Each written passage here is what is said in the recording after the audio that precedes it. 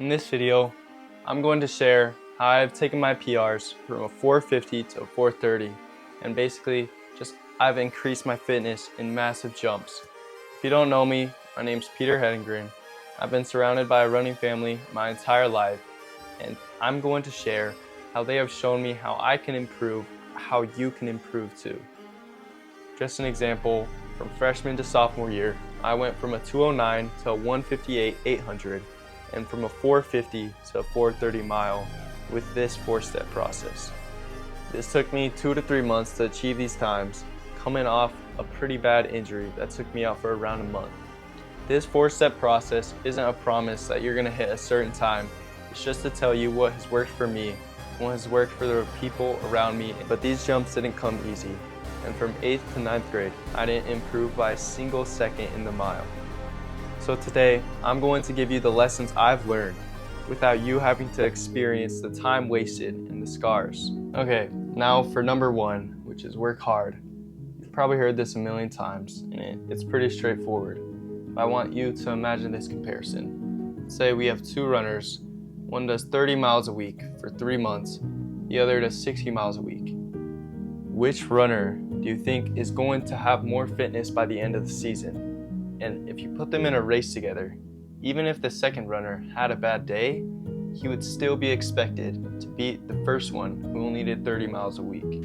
For example, my sister puts in so much work that even when she believes that she had a bad day based off what she can do in training, she still sets a 2-mile national record at Arcadia. What does this look like for me? In the last season, this meant 6 sessions a week.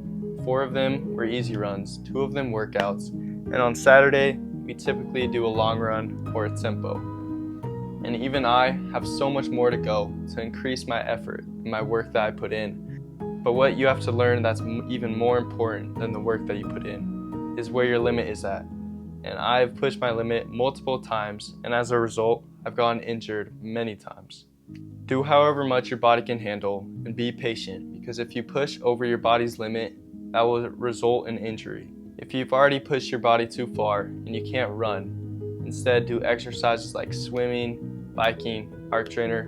This one's my favorite because personally, I get to watch as many movies as I want. The important thing is to remember, for any sport that you do, the one who consistently does more volume consistently gets more results.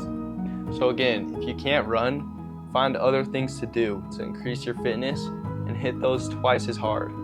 The reason I love running so much is because it's such a straightforward sport. There's no debate on who is the best. It's whoever puts in the most work is simply getting the most results. When the important races come around, no one knows who's going to win, but everyone has the same goal, to win the race. So then who is different? It's the one who consistently put in more work months before. Now I have another comparison. Let's say those 2 people are both running the same amount of mileage. What sets one apart over the other? And that leads me into number 2, which is you have to work smart. You have to focus on your recovery.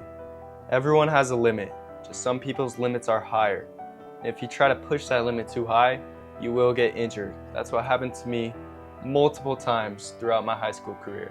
The best way that I've found for myself to recover is eat and sleep. So step 1 of recovery is to master the basics. Step 2 is to still have the basics mastered, but to move into other ways of recovery, like sauna and ice bath. But I would give most of my success this season and the big jumps that I had to the consistent sleep that I was getting each night and the foods that I was putting into my body. Okay, now we have 2 runners. They both work the same amount and they both recover the same amount. Now, what sets them apart? It's the one that loves what they're doing, because ideally, if you love what you do, you're never going to slow down and you're never going to stop that routine. Both still have hard days, because with running, it's impossible to avoid that. But what makes them different is how they overcome those hard days. One just has to constantly battle this voice in their head telling them to quit. The other convinces their brain that they love what they do. So the thing that makes most of the difference is one of the runners loves the discipline and the effort that they get with running. and they love the opportunity to push their minds every day. The other has to constantly battle in their head to not quit what they are doing. There's a famous quote that goes along with this, and it goes like, "The one who loves walking will go further than the one who loves the destination." It's pretty straightforward. If you retrain your brain to love what you're doing, you will be naturally drawn to the outcome that you want because you don't have to worry about the work that you are putting in. If you love what you are doing, you won't stop, and vice versa.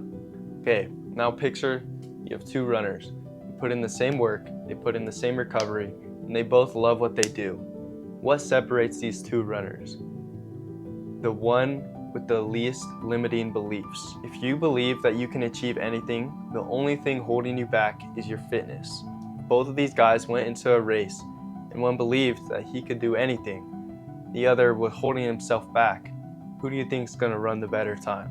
Obviously, the first one is going to run closer to what he is able to achieve. A good example of someone who believed they could achieve anything was Steve Prefontaine. He believed that, quote, "Somebody could beat me, but they're going to have to believe to do it." He believed in himself so hard and how he could push himself so hard mentally that he was going to bleed if someone was going to beat him. Pre believed that guts could beat talent, but only if you believed in your guts first. If you simply put in more work and you recover enough to not let your body get injured, and you love what you do so that you never slow down or even quit, and you remove the one thing that is limiting you, yourself, then I fully believe that anyone is capable of making these big jumps. I can tell you that these 4 steps have worked for me, and they can work for you too. Thank you guys for watching. I hope I could give you some value today, and I'll see you in the next video.